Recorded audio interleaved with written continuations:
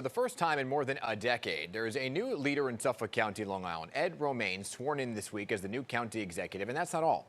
The Republicans' appointment seals the GOP's control now over every major office on Long Island. And Suffolk County Executive Ed Romaine is joining me this morning to tell me more about his plans for the county. So, County Executive, good to see you for your first appearance here on Picks and Politics. Happy New Year.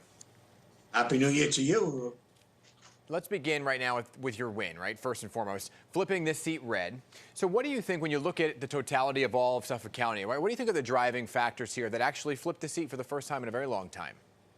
Well, 20 years since a Republican was a county executive. I think the issue was safety and affordability.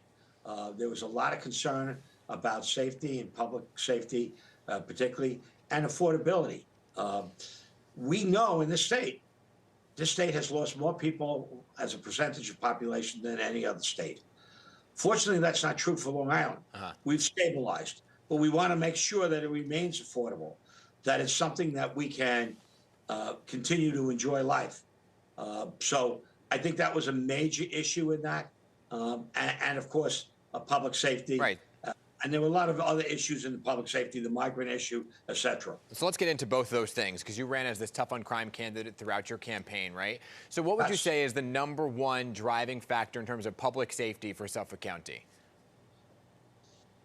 I think staffing the police.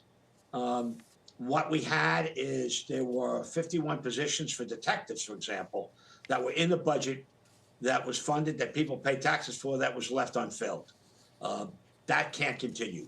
We needed detectives to check out and pursue criminals, because most criminal investigations require an investigation. It isn't a simple arrest that police spot someone and able to arrest someone on the street. Okay, and that all comes down to a police commissioner, right? And we know that Rodney Harrison is no longer. He put in his retirement papers. Do you have a short list for a police commissioner and plan on naming one soon?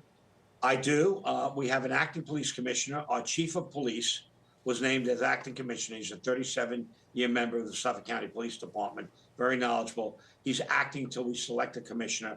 I had a number of people come together and vet applications from many, many people, interview people, and we'll be making decisions. The list boiled down to 3 possible picks, and we'll take a look at those people.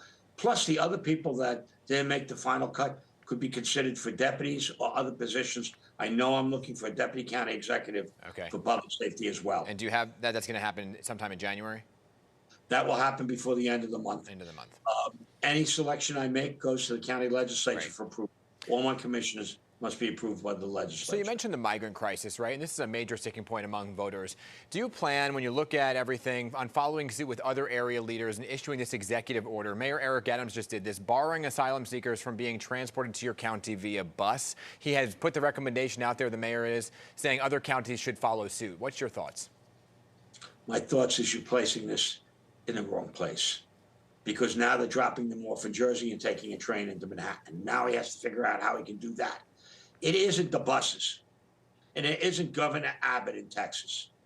It's the failure of our nation to have an immigration policy that makes sense, where we have open borders, where we have thousands of people each and every day from multiple countries coming over that are unvetted, that are let into our country. It's the open border policy of this administration. But in the meantime, this is the situation, right? But in the meantime, this is what we are facing. So is there a plan that Suffolk County has in place to deal with the crisis should it come to your county? We do have a plan. We're hoping it doesn't come. We're not a sanctuary county. Neither is Nassau County. New York City is a sanctuary, one of the few sanctuary cities in this country. We're not a sanctuary. We have no intention of being sanctuary. We couldn't support this. Understood. And lastly here, because I'm almost out of time, I do want to talk about what's happening in also the District 3 here with the expulsion of Congressman George Santos. There is now a special election. Do you fully support the Republican pick for the candidate here, Mazi Pilip, and do you think she has a chance of really winning? Yes, I fully support the Republican candidate. I think there is a chance of winning. She has a unique background, an Ethiopian that migrated to avoid persecution as a Jew to Israel, served in the Israel Defense Force, came here living in Great Neck with her husband, who I believe is a doctor, and her children. just was elected to the county legislature by a large margin. I think she's an appealing candidate that can bring a different point of view to Washington, which is exactly what we need. All right. Hey, congratulations on winning your election. I would like to talk to you more throughout the year, okay? Because we have a lot of viewers in Suffolk County, so we'll be talking to you soon, okay? Thank you very much. Ed Romaine, good to see you. Thank you for being here on Picks on Politics.